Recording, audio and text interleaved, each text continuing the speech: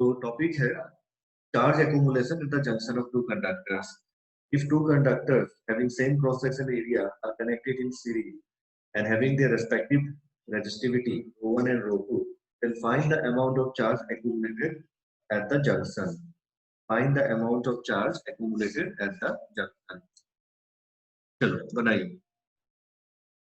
इस प्रॉब्लम को बनाने के लिए जो फॉर्मूला है वो फॉर्मूला हमारा इलेक्ट्रिक फील्ड और रेजिस्टिविटी है ना एंड करंट डेंसिटी के बीच में जो रहता था वो था E इक्वल टू रो है ना रेजिस्टिविटी टाइम्स करंट डेंसिटी। ये रिलेशन हम यूज करेंगे जो हम लोगों ने पिछले क्लासेस में डिराइव किया था। देखो हम यहाँ पर एक इमेजिन करते हैं, यहाँ पर एक रीजन, ठीक है, एक रीजन पे इमेजिन कर रहे हैं। नेसेसरी नहीं है कि ये तुम्हारा जो है कोई सिलिंड्रिकल ऐसा कुछ लेना है, बस अब ये आइडिया के लिए बस गॉसियन गॉसियन सरफेस टाइप से कुछ ले लो, क्लोज सरफेस टाइप का जैसे इमेजिन करो है ना। तो देख लो इस गॉसियन क्लोज सरफेस के लेफ्ट साइड में इलेक्ट्रिक फील्ड की वैल्यू क्या होगी। अगर इलेक्ट्रिक फील्ड की वैल्यू हो जाएगी से E1 की वैल्यू हो जाएगी तुम्हारा ρ1 टाइम्स करंट डेंसिटी है ना, और करंट डेंसिटी का वैल्यू क्या था, तो करंट डेंसिटी का वैल्यू था करंट अपॉन एरिया है ना, करंट डेंसिटी J ना which is current upon area. बताओ करंट इन दोनों से अलग अलग रहेगा कि सेम रहेगा, करंट तो सेम ही रहेगा है ना। तो करंट की वैल्यू जो था ये फॉर्मूला था हमारा है ना, चलो सब वन वन लिख देता हूँ, 1 इज इक्वल टू। पर देख लो तुम्हारा रो अलग अलग है, एक्टिविटी अलग अलग है, ठीक है, लेकिन केवल दोनों का क्या है, क्योंकि करंट जो है तो दोनों से सीरीज कॉम्बिनेशन के कारण सेम पास करेगा और एरिया क्रॉस सेक्शन भी क्या रहेगा, सेम रहेगा। तो ये J1 J2 इसको ना लेकर के सीधा J रिप्रेजेंट कर रहा हूँ, सो दैट्स व्हाई ये ρ1, ठीक है। J की वैल्यू क्या था तुम्हारा, या चलो J ना रिप्रेजेंट करके सीधा उसके एग्जैक्ट वैल्यू में एरिया क्रॉस सेक्शन दे रखा है ना, और करंट जो है वो भी दे रखा है, या करंट हम निकाल सकते हैं उसी के टर्म में इसको रिप्रेजेंट कर देते हैं। करंट डेंसिटी J की जगह पे अपन लिख सकते हैं करंट अपॉन एरिया, या नहीं तो ये करंट की जो वैल्यू है ये तुम्हारा अगर दोनों का equivalent resistance, suppose resistance is R1 and R2, तो ये दे रखा है what is the value of current, तो करंट की वैल्यू हो जाएगा तुम्हारा, करंट की वैल्यू हो जाएगा potential difference V upon R1 plus R2। ये सारी चीजें तो निकल जाता है ना। सिंपली तुम्हारा जो E1 is equal to ρ1 times J1, और J1 की जगह पे अपन लिख देते हैं तुम्हारा करंट अपॉन एरिया, वैल्यू हमने हमारा चीजें कांस्टेंट ये अपन R1 प्लस R2, ठीक है। सिमिलरली देखो ये जो हमने जो सरफेस ले रखा है उसके लेफ्ट साइड में जो इलेक्ट्रिक फील्ड एंटर किया था उसका रिलेशन, और राइट साइड में जो इलेक्ट्रिक फील्ड एग्जिट करेगा से E2 है ना, हो गया ρ2 टाइम्स J2, और ρ2 की वैल्यू तो ρ2 गिवन यही रखा है ना रेजिस्टिविटी की वैल्यू, लेकिन वहां पर जो करंट डेंसिटी है वो भी क्या होगा I अपॉन ED होगा, करंट डेंसिटी की वैल्यू I अपॉन। तो ये जो वैल्यूज है हमारे, तो ये जो वैल्यूज है तुम्हारे, इससे अब आगे देख लो हम क्या और कैलकुलेट कर सकते हैं। देखो हम लोग इलेक्ट्रिक फील्ड तो निकाले, लेकिन याद करो गॉसेस लॉ अप्लाई करने के लिए हमको फ्लक्स चाहिए है ना। तो what is the magnitude of flux which is crossing the Gaussian surface है ना, which is crossing the Gaussian surface. तो E1 के रेस्पेक्ट में जो फ्लक्स φ1 एंट्री कर रहा था इस रीजन में, that will be electric field into area. Electric field की वैल्यू अभी भी निकाल दी हम लोगों ने, वो कितना था ρ1 है ना, ρ1 times I into ρ1 times I है ना अपॉन एरिया, अपॉन एरिया है ना। और ये तो हो गया हमारा E1 है ना, इनटू एरिया करोगे है ना, क्योंकि तुम्हारा इलेक्ट्रोस्टैटिक फ्लक्स का वैल्यू क्या था, तो इलेक्ट्रोस्टैटिक फ्लक्स का वैल्यू होता था तुम्हारा electric field dot area vector, electric field dot area vector. यहाँ पे डॉट करने की जरूरत तो है नहीं, क्योंकि डॉट के लिए एंगल 0 डिग्री है, तो cos 0 की वैल्यू 1 है ना, तो only electric field into area का मैग्नीट्यूड मल्टीप्लाई कर दो, तो फिर इलेक्ट्रिक फील्ड की वैल्यू ये और एरिया है ना, तो एरिया एरिया कट गया तुम्हारा, ये हो गया रो आई है ना, only this ρ1 time I। Similarly, flux phi2 will be same उसी फॉर्म में आएगा तुम्हारा है ना, ρ2 times है ना, ρ2 times I, ये रिलेशन तुम्हारा रह गया। अब सोच लो है ना, the amount of flux which is entering the region is ρ1 times I, and the amount of flux which is exiting through the region is ρ2 times I है ना। तो delta phi change in flux है ना, जो था वो क्या था phi2 minus phi1, phi2 minus phi1। Now change in flux, now change in flux phi2 minus phi1 ये हो जाएगा तुम्हारा 5 2 माइनस 5 1 करो तो रो 2 माइनस रो 1 टाइम्स आई, है ना। तो ये था तुम्हारा change in flux. But as per Gauss law, है ना, according to Gauss's law, according to Gauss's law, बताओ तो गॉस लॉ के अकॉर्डिंग हमने क्या देख रखा था? गॉस लॉ के अकॉर्डिंग हमने ये देख रखा था कि डेल्टा फाई जो था total flux, it is q inside epsilon naught, है ना। Say this is equation number 1 and say this is equation number 2, equation number 2, है ना। अब तो दिख ही रहा है ना, टोटल फ्लक्स बोलो या चेंज इन फ्लक्स, है ना, is q inside bye epsilon naught। फिर क्यू इनसाइड जो था इस रीजन में जो चार्ज एक्यूमुलेट हो जाएगा उसकी वैल्यू तुम्हारा आ रहा है। तो फ्रॉम इक्वेशन 1 एंड 2 आंसर अपना मिलता है। From equation 1 and 2, from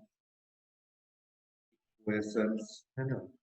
equations 1 and 2, है ना, डेल्टा 5 यही डेल्टा 5 था, है ना। तो क्यू इनसाइड की value upon epsilon not is equal to this value. तो फिर क्यू इनसाइड की वैल्यू हमको मिल जा रहा है, Q inside is equal to,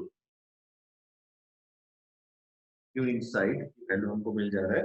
हो जाएगा एप्सिलॉन नॉट टाइम्स, है ना, epsilon not times minus rho 1, है ना, ठीक है। और आई की वैल्यू हमने पहले निकाल रखा था, it is v by r1 plus r2। Finally epsilon not, है ना, रो 2 माइनस रो 1 और आई की जगह पे v by r1 plus r2।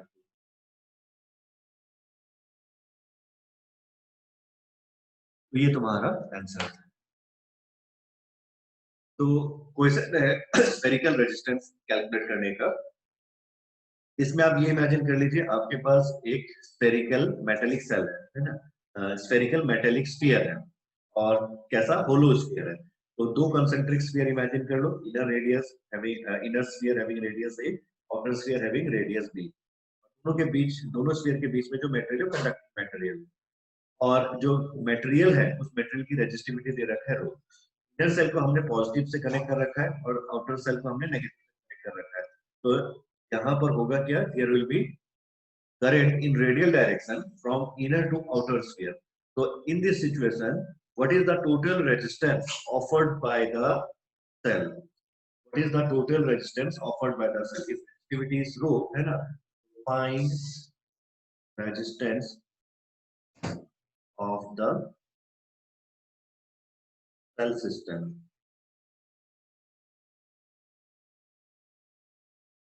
Find resistance of the cell system.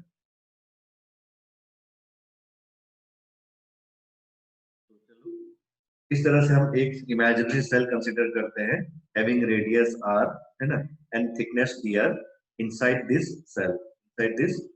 Cell having radius a and b। Inside हम ये कंसीडर कर रहे हैं, ये इमेजिन। तो यहाँ पर आप देख लो, ये जो पोर्शन है इसका अपना एक रेजिस्टेंस तो होगा। उस रेजिस्टेंस की वैल्यू क्या होगी, क्योंकि करंट रेडियली जा रहा है तो उसका रेजिस्टेंस को हम तो यहाँ पे बोलते हैं dr, है ना। उसकी रेजिस्टेंस को अगर हम dr लेके, स्मॉल रेजिस्टेंस dr, यहाँ पे dr बहुत छोटा है, तो dr की वैल्यू होगी क्या, है ना। तो dr resistivity rho l by A, है ना। तो l क्या है यहाँ पर, l तो हमारा dr होगा, है ना। और एरिया ऑफ क्रॉस सेक्शन, तो area of cross section 4 pi R square, 4 pi R square. बोलो ये समझ में है कौन सा फॉर्मूला लिखा जा रहा है यहाँ पर, resistance r is equal to rho l by, ये जो तुम्हारा फॉर्मूला होता था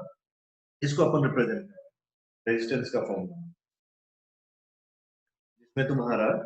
dr जो रेजिस्टेंस है ना, स्मॉल रेजिस्टेंस जो रेडियल डायरेक्शन में हमको मिलेगा if current is moving radially from surface A to surface B, है ना। तो हमारा dr is equal to rho, है ना, रो कांस्टेंट है और l बाय l क्या होगा, ये लेंथ, क्योंकि करंट इस डायरेक्शन में जा रहा है तो ये लेंथ dr हो जाएगा और एरिया ऑफ क्रॉस सेक्शन जो होता था वो हो जाएगा तुम्हारा पाई स्क्वायर, क्योंकि रेडियली हर डायरेक्शन में जा रहा है। तो ये dr की वैल्यू है तुम्हारा, है ना। तो अगर ये dr की वैल्यू है, अब जरा सोचो, है ना, ऐसा एक स्ट्रक्चर तुम्हारा इसके नीचे भी रहेगा इसके ऊपर भी रहेगा, तो ऐसे जितने छोटे छोटे dr रेजिस्टेंस होंगे वो सारे क्या कॉम्बिनेशन दिखाएगा, तो वो एक के बाद क्या है, इसके नीचे रहेगा इसके ऊपर रहेगा, यानी कि करंट नीचे वाले से निकल करके सीरीज में इस तक पहुंचेगा, इससे भी निकल के ऊपर वाले तक पहुंचेगा, है ना। और जो करंट का अमाउंट है वो हमेशा अगर सेम रहता है तो ये सीरीज कॉम्बिनेशन का सिस्टम हो रहा है। यानी कि सीरीज कॉम्बिनेशन मतलब सिंपली तुम्हारा रेजिस्टेंस का एडिशन, यानी कि ये सारा नेट आर निकालने के लिए सिंपली डी आर का क्या कर दो, इंटीग्रेशन कर दो। तो डी आर का इंटीग्रेशन अगर करते हैं तो क्या वैल्यू आएगा, तो डी आर का अगर इंटीग्रेशन करते हैं तो वैल्यू आ जाएगा, देखो रो कांस्टेंट है तुम्हारा, 4 पाई कांस्टेंट है, बाहर कर दो रो कांस्टेंट 4 पाई कांस्टेंट, इंटीग्रेशन हो गया तुम्हारा डी आर है ना, और आर स्क्वायर का। और कहाँ से कहाँ इंटीग्रेट करेंगे, तो रेडियस तुम्हारा ए से बी था है ना, ये इंटीग्रेट करेंगे। अब 1 बाय स्क्वायर का इंटीग्रेशन जो होता था वो कितना होता था, तो 1 बाय स्क्वायर का इंटीग्रेशन होता था तुम्हारा, 1 बाय स्क्वायर का इंटीग्रेशन होता था -1 बाय आर है ना, याद अगर है तो लोगों को -1 बाय, बहुत सीख चुके हैं। अब डायरेक्ट वैल्यू बता दे रहा हूँ, -1 बाय होता था और लिमिट, इसको अगर डालोगे तो 1 बाय बी है ना, साइन माइनस, फिर माइनस ऑफ -1 बाय ए ये आएगा, यानी कि 1 by A -1 by B. Therefore resistance of the system will be rho of 4 pi है ना, 1 बाय ए -1, ठीक है, रो बाय 4 पाई 1 बाय ए-, तो जिसका भी ये वैल्यू आया है ना, वो सही है।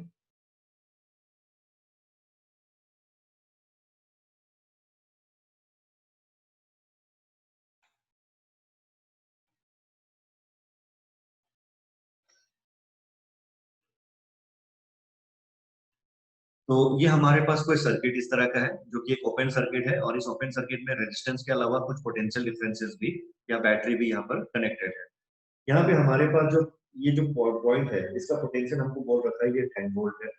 ये जो बैटरी यहाँ पे कनेक्टेड है ये बोल रखा है हमारा 12 वोल्ट है। यहाँ पर जो पोटेंशियल है ये बोल रखा है 20 वोल्ट। यहाँ पे जो बैटरी कनेक्टेड है इसको बोल रखा है हमारा 8 वोल्ट। और फिर नीचे यहाँ पे जो पोटेंशियल है ये 5 वोल्ट ऐसा दे रखा है, ठीक। पिछली बार हम लोग ऐसे जो क्वेश्चन बनाते थे उसमें हमारा करंट दिया रहता था, अब की बार करंट नहीं दिया रहा है, केवल पोटेंशियल दे रखा है, और कुछ यहाँ पे सर्किट के अंदर कुछ एलिमेंट्स भी हैं जिसकी पोटेंशियल डिफरेंस के पर्टिकुलर फिक्स सोर्स भी है, बैटरी है ना, 12 वोल्ट 8 वोल्ट का। अब जो रेस्पेक्टिव रेजिस्टेंसेस है वो कौन कौन से हैं, ये हो गया हमारा 4 ओम, ठीक है, ये हो गया हमारा 1 ओम, और इधर वाला हम मान लेते हैं 4 ओम, इस तरह से हमारे पास ये, या सीएम से कैलकुलेट हो नहीं पाएगा पूरा, इसको एक काम कर लेते हैं, इसको भी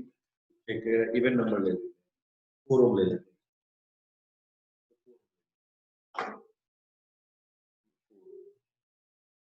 तो चलिए हमारे पास क्या है, सर्किट देख लीजिए है ना। तो सर्किट में हमारे पास दे रखा है इस तरह का एक ओपन नेटवर्क है ना, जिसमें बैटरीज एंड रेजिस्टेंसेस दे रखा है और टर्मिनल पोटेंशियल्स दे रखे हैं, ये टर्मिनल पोटेंशियल्स है ना। तो आपको बताना ये है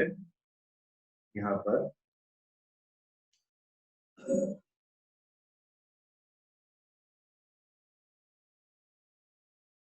what is the magnitude of current है ना, आपको बताना है what is the magnitude of current flowing across each branch है ना। अगर यहाँ पे 10 वोल्ट है, यहाँ पे 5 वोल्ट है और यहाँ पे 20 वोल्ट है, what is the magnitude of current है ना across each branch है ना। हाँ, जैसे ये 4 ओम रेजिस्टेंस है, इसके अक्रॉस क्या रहेगा, ठीक है, ये 1 ओम है, इसके अक्रॉस क्या रहेगा, ठीक है, ये अनदर 4 ओम है, इसके अक्रॉस क्या रहेगा, ठीक है। तो ये सारे रेजिस्टेंस के अक्रॉस है, अक्रॉस जो है आपका ये पोटेंशियल, सॉरी करंट क्या है, इसको एक काम कर लेता हूँ, सब लोग एक बार और एक काम कर लो, ये 4 ओम की जगह पे इसको 2 ओम कर लेते हैं। इससे क्या होगा कि सबका करंट निकालते वक्त हम सीधा आर है ना, आर के टर्म में लिखेंगे, 2 कैलकुलेशन भी थोड़ा इजी हो जाएगा। तो चलिए ये नेटवर्क में हमारा टर्मिनल पोटेंशियल दे रखा है 10 वोल्ट 5 20 वोल्ट, और दो बैटरीज लगा रखा है 12 वोल्ट 8 वोल्ट, और तीन रेजिस्टेंसेस है 4 ohm 1 ohm and 2 ohm, this is your 2 ohm, mark कर दूंगा। तो क्वेश्चन है फाइंड करंट है ना across 4 ohm resistance, across 1 ohm resistance and across current across 2 ohm resistance. Find current across 4 ohm 1 ohm and 2 ohm. जो junction है बीच का उसका पोटेंशियल निकालना है, ठीक है, बीच का पोटेंशियल फाइंड आउट करना है। चलो करते हैं, बीच वाला जो पॉइंट है, जैसे हमारे पास यहाँ पे 10 वोल्ट 5 वोल्ट और ये 20 वोल्ट है, और ये जो बीच का जो जंक्शन है सपोज इसको हमने बोल दिया है, और ये एक्स का जो पोटेंशियल है बस ये आपको फाइंड आउट करना है ये है। और अगर ये निकल जाता है तो रेस्पेक्टिव ब्रांचेस में करंट क्या आएगा ये आप पता कर सकते हैं तुम्हारा, है ना। तो देखो इसको करने के लिए क्या करेंगे देख लो, यहाँ तो साफ दिख रहा है कि भाई जैसे कल हम लोगों ने कहा था हर एक ब्रांच में जो करंट है ना, उनका क्या कर दो, सीधा अलजेब्रिक सम करके ऐड अप करके जीरो कर दो, अलजेब्रिक सम करके जीरो कर दो, है ना। लेकिन इस ब्रांच में तो दिख रहा है साफ साफ एक्स माइनस, है ना, x minus five divided by one करोगे, यहाँ पे एक्स का पोटेंशियल या फाइव का पोटेंशियल, है ना, और डिवाइडेड बाई वन करोगे तो यहाँ करंट आएगा। यहाँ पे क्या आएगा, अब देखो यहाँ पे 10 है, जबकि हमको ये रेजिस्टेंस के अक्रॉस पोटेंशियल डिफरेंस हमको निकालना है। तो अगर यहाँ पे 10 है ना, ये 12 वोल्ट हम पोटेंशियल की जगह पे चाहिए, हमको इस जगह पे चाहिए, है ना। ठीक उसी तरह से देख लो यहाँ पर ये x है बट यहाँ पे बीच में रेजिस्टेंस नहीं, यहाँ पे 8 वोल्ट है, तो हमको एक्चुअली पोटेंशियल इस पोजीशन पे चाहिए, क्योंकि ये यहाँ पे करंट निकालने का कोई मतलब नहीं है, क्योंकि ब्रांच ये पूरा है, तो करंट यहाँ यहाँ से यहाँ निकालना है ना। तो करंट यहाँ से यहाँ, जो करंट यहाँ से यहाँ निकलेगा वही करंट यहाँ भी रहेगा, है ना। तो इसलिए हमको यहाँ पर ये चीज देखना है, तो हम पहले से हम जानते हैं अकॉर्डिंग। देखो अगर यहाँ पे 10 वोल्ट है, हम यहाँ अगर ऐसे मूव करेंगे, है ना, अगर हम ऐसे मूव करेंगे, अब ये करंट के डायरेक्शन के अलॉन्ग है कि नहीं ये तो हमको पता नहीं है ना, लेकिन हमको उससे कोई मतलब भी नहीं, क्योंकि हमको सिर्फ बैटरी से मतलब है। तो यहाँ पे 10 वोल्ट है, तो फिर बैटरी का पहले क्या है, पॉजिटिव आया फिर नेगेटिव आया, तो क्या होता था, पोटेंशियल ड्रॉप होता था। तो अगर पोटेंशियल ड्रॉप हो रहा है तो इस पॉइंट पे पोटेंशियल हमको कितना मिलेगा, तो अगर यहाँ पे 10 वोल्ट है ना, 10 फिर माइनस 12 कर दो, तो ये वोल्ट कितना हो जाएगा, माइनस 2 वोल्ट आ जाएगा यहाँ पर, है ना। तो इस जगह का जो पोटेंशियल है ये हो गया तुम्हारा माइनस 2 वोल्ट, ठीक है। समझ में आ गया, देख लो ये कितना था x और ये वाला कितना है 5, तो 1 ओम के अक्रॉस कितना हो गया पोटेंशियल डिफरेंस x माइनस 5। तो ठीक उसी तरह से 4 ओम के अक्रॉस पोटेंशियल डिफरेंस कितना आ जाएगा x और ये माइनस 2 वोल्ट का डिफरेंस, ठीक है, इस तरह से। ठीक उसी तरह से यहाँ पर भी उसको कैलकुलेट पहले कर लो। अब देखो यहाँ पे ये 8 वोल्ट का बैटरी है, बट मुझे पोटेंशियल यहाँ चाहिए, क्योंकि यहाँ पर ये 2 ओम का रेजिस्टेंस है, करंट निकलेगा, यहाँ पे करंट निकालने के लिए कोई रेजिस्टेंस तो है नहीं। तो फिर से चलो यहाँ पर अगर पोटेंशियल x था, है ना, इस जगह से इधर चलते हैं, ठीक है, तो इधर से अगर हम जा रहे हैं तो इधर से यहाँ अगर x था, तो फिर पोटेंशियल क्या हुआ, नेगेटिव पहले आया फिर पॉजिटिव आया बैटरी का, यानी कि पोटेंशियल राइज किया। अगर पोटेंशियल राइज कर रहा है तुम्हारा, है ना, तो इस पॉइंट का पोटेंशियल क्या होना चाहिए, x प्लस 6, ये हो जाएगा x प्लस 8, है ना, इस तरह से। समझ में आया, ये पॉइंट का पोटेंशियल माइनस 2 वोल्ट, है ना, ये पॉइंट का पोटेंशियल x प्लस 8 वोल्ट, ठीक है। तो फिर तुम्हारा अल्टीमेटली देख लो, अब यहाँ पर जो हम किरचॉफ का जो करंट लॉ जो हम यूज करना जानते हैं, तो हम नोडल पॉइंट एनालिसिस कहते हैं लास्ट क्लास में, अप्लाई करते हैं। तो सबसे पहले x अपॉन 5, x अपॉन 5, है ना, सॉरी x माइनस 5 अपॉन 1, ठीक है, x माइनस 5 अपॉन 1, ये आ गया हमारा पहला करंट का रिलेशन। फिर उसके बाद सेकंड वाले ब्रांच में देख लो, जो लेफ्ट साइड में ब्रांच है इधर, तो ये हो जाएगा तुम्हारा प्लस x माइनस, है ना, x माइनस कितना, माइनस 2, पर माइनस माइनस प्लस 2 हो जाएगा, तो फिर x प्लस 2, समझ में आया ये प्लस कैसे आ गया, ठीक है, x माइनस और माइनस 2, तो इसलिए that's why x plus 2 divided by कितना 4, ये आ गया। फिर इधर की तरफ देख लो, यहाँ से जो करंट आएगा वही करंट यहाँ आएगा, तो इसलिए इस साइड का देख लो, तो यहाँ पर पोटेंशियल कितना है, x प्लस 8, है ना, माइनस 20, यहाँ पर x प्लस 8 माइनस 20, तो x माइनस, है ना, ये आ जाएगा। समझ में आ गया, देख लो कैसा आ रहा है, x प्लस 8, है ना, x प्लस 8, फिर उसके बाद माइनस 20 करोगे तो 20, है ना, और 8 माइनस हो जाएगा तो कितना रह जाएगा, 12 रह जाएगा तुम्हारा, है ना,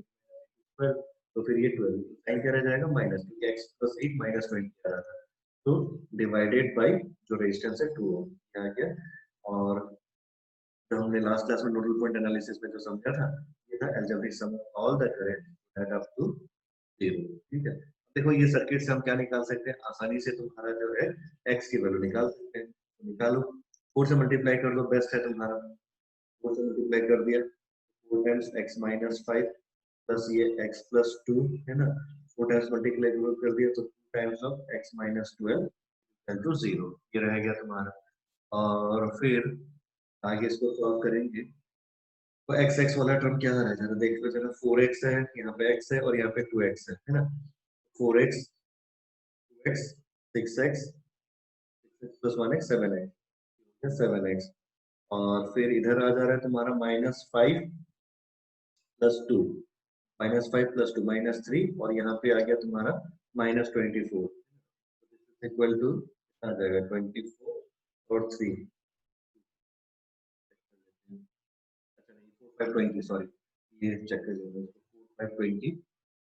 माइनस 20 520, उसके बाद ये +2 है, माइनस -20 -20, यहाँ पर आ जाएगा तुम्हारा -20 है ना, -20 और फिर उधर -22 है ना, -20 और फिर -22,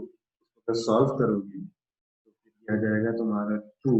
और 2 आ जाएगा 4।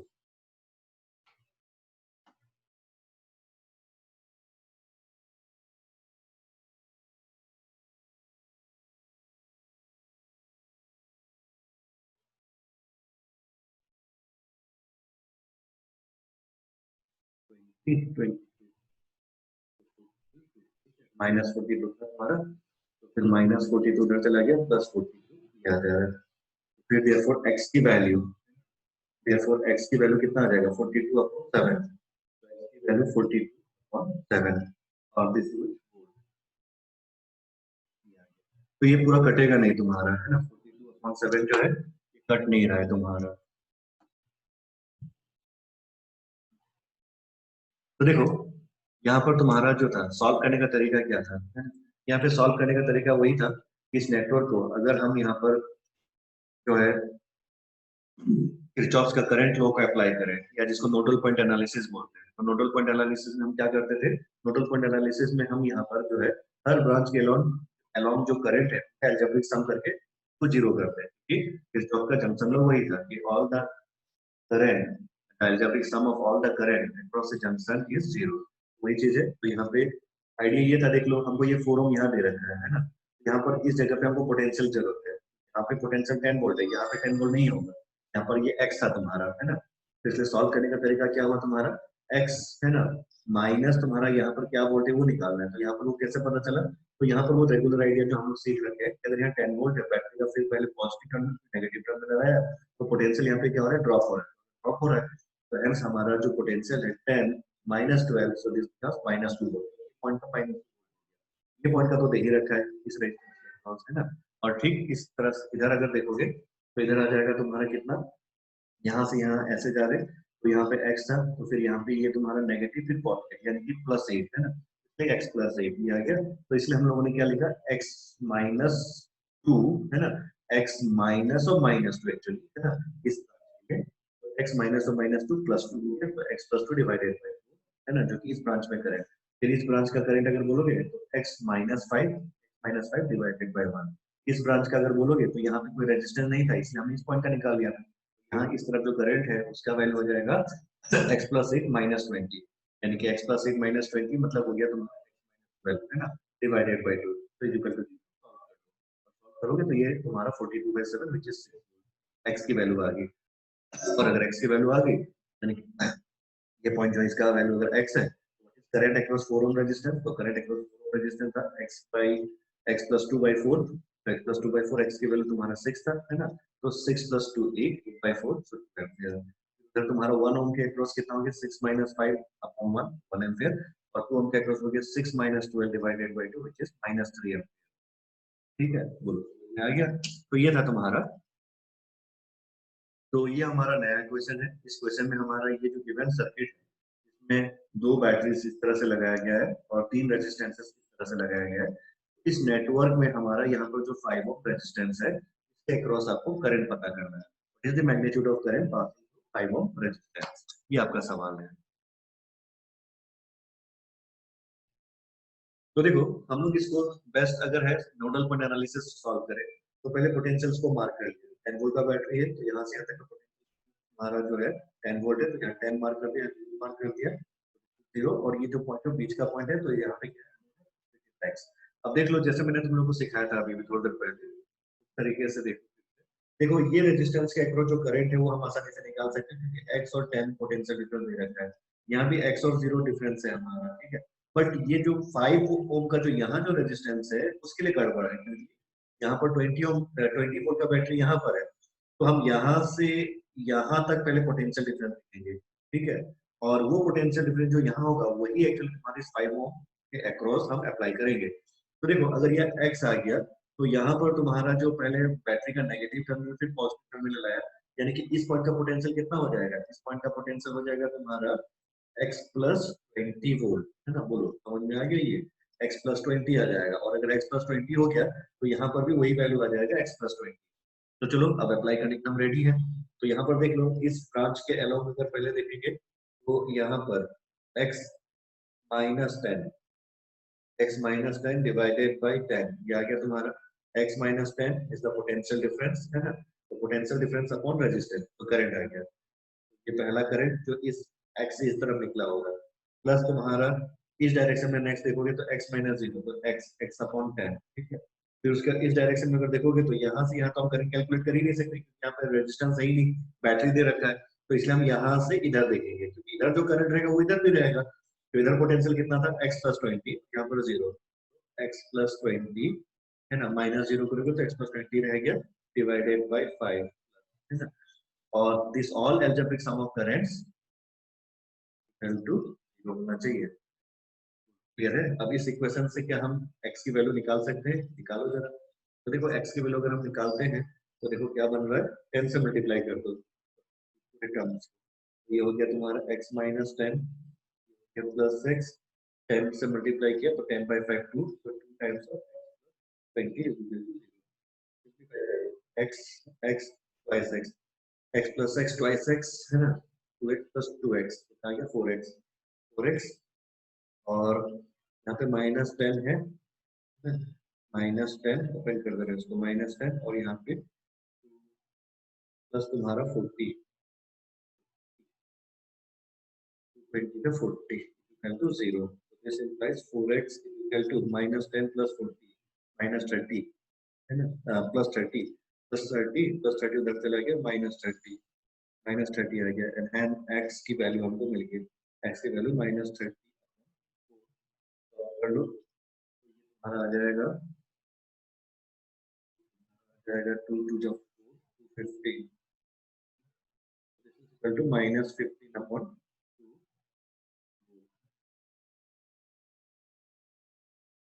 x की वैल्यू आ गई,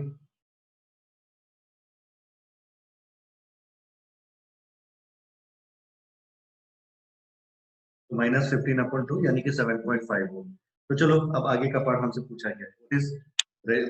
तुम्हारा करंट अक्रॉस 5 ओम रेजिस्टेंस, तो करंट अक्रॉस 5 ओम रेजिस्टेंस जो था वो क्या है, तो करंट अक्रॉस 5 ओम रेजिस्टेंस जो टर्म है वो x प्लस 20 माइनस 0 लिखने की जरूरत नहीं, डिवाइडेड बाई 5, डिवाइडेड बाई 5 ये वैल्यू था, तो x की वैल्यू तुमने निकाले रखा है ना, तो x की वैल्यू कितना था तुम्हारा, देखो x जो था माइनस कितना था तुम्हारा 15/2, है ना, यहाँ पे पूरा वैल्यू बिठाओगे जगह पे, माइनस 15/2 यानी कि 7.5, minus 7.5 plus 20 whole divided by 5, फिर फाइनली इसको अगर सॉल्व करते हो 7.5 माइनस कर दो 20 से, कितना रह जाएगा तुम्हारा, ये आ जाएगा तुम्हारा approximately 12.5, 12.5 divided by 5, minus minus actually current का डायरेक्शन बता रहा है यहाँ से यहाँ, मतलब यहाँ नहीं होगा उल्टा जाएगा ऐसा, जो भी है अल्टीमेटली इसको अगर सॉल्व करोगे फिर ये तुम्हारा 12.5 है, तो ये सॉल्व करो तो जरा कितना आ जाएगा,